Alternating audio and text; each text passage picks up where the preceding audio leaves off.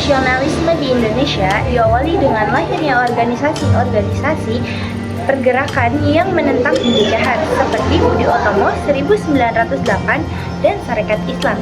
Faktor pendorong meliputi perluasan pendidikan kolonial, rasa senasib sepenanggung akibat penjajahan dan pengaruh dari gerakan nasionalisme luar negeri. Kejayaan kerajaan-kerajaan Nusantara di masa lalu juga menjadi inspirasi faktor pendorong munculnya nasionalisme. Yang pertama yaitu faktor internal. Faktor internal terbagi menjadi beberapa bagian. Yang pertama yaitu ada penindasan dan diskriminasi, ketidakadilan diskriminasi rasial, dan rendahnya gaji bagi pribumi dibandingkan dengan orang Belanda yang memiliki pendidikan dan keahlian yang sama. Yang kedua yaitu perluasan politik etnis oleh pemerintah kolonial justru membuka peluang bagi kaum pribumi untuk mendapatkan pendidikan yang lebih baik, sehingga melahirkan kaum terpelajar yang sadar akan nasib bangsanya. Yang ketiga yaitu rasa senasib sepenanggungan. Pengalaman pahit di bawah penjajahan menciptakan rasa solidaritas di antara berbagai suku dan daerah Nusantara. Yang keempat yaitu kejayaan masa lampau. Kenangan akan kekayaan kerajaan-kerajaan besar seperti Jaya dan Majapahit menjadi inspirasi untuk bangkit dan melepaskan diri dari penjajahan. Sekian dari saya. Wassalamualaikum warahmatullahi wabarakatuh. Pengaruh gerakan nasionalisme negara lain. Munculnya gerakan kemerdekaan di negara-negara tetangga turut memicu semangat nasionalisme di Indonesia. Perkembangan paham baru, masuknya berbagai paham baru seperti liberalisme dan sosialisme turut memengaruhi cara pandang masyarakat Indonesia.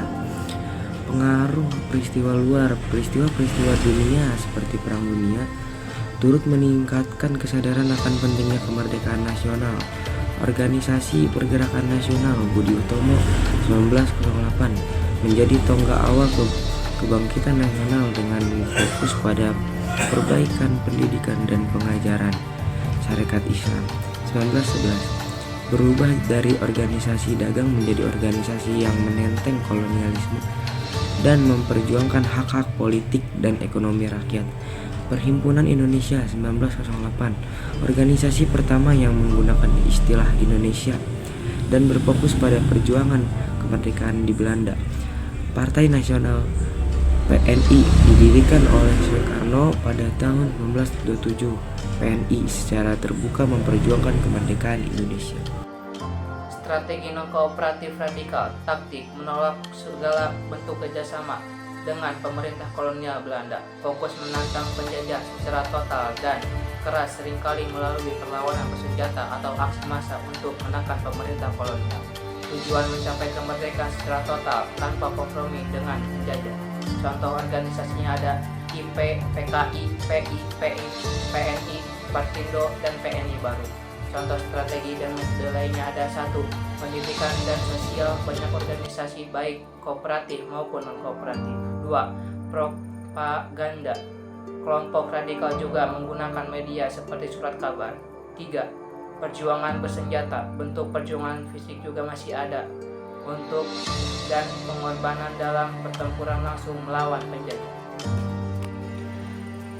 Nama saya Siti Hayatunupus. Di sini saya akan menjelaskan sedikit materi sejarah tentang bentuk dan strategi Pergerakan Nasional Indonesia.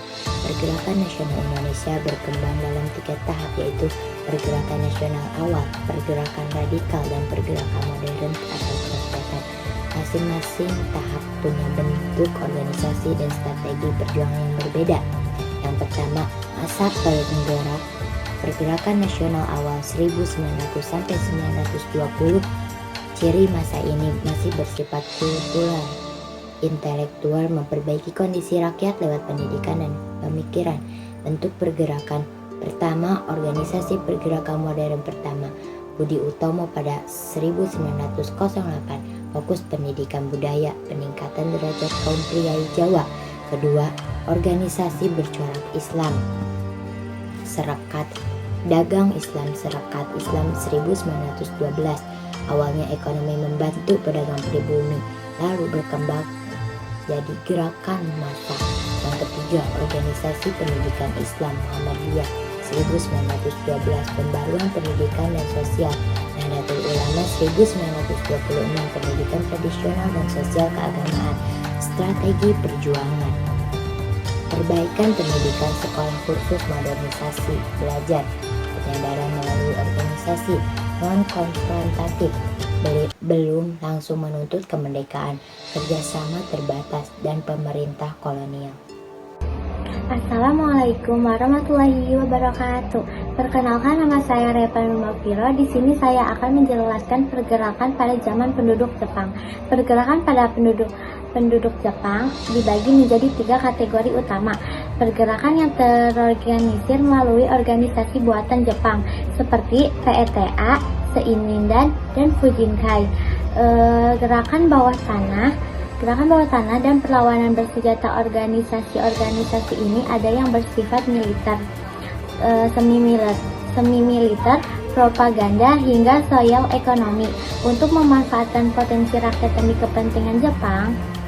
Perkenalkan, nama saya Salwa Irfisa Najmudin. Di sini saya akan menjelaskan pergerakan pada zaman pendukung Jepang. Yang pertama, organisasi pendukung Jepang. Jepang membentukkan berbagai organisasi untuk mengadakan rakyat dan mendukung kepentingan perang. Organisasi ini terdiri dari Gerakan 3A, Putra Jawa Hokai, dan Museumi. Fungsinya menarik simpati rakyat mereka demi kepentingan Jepang.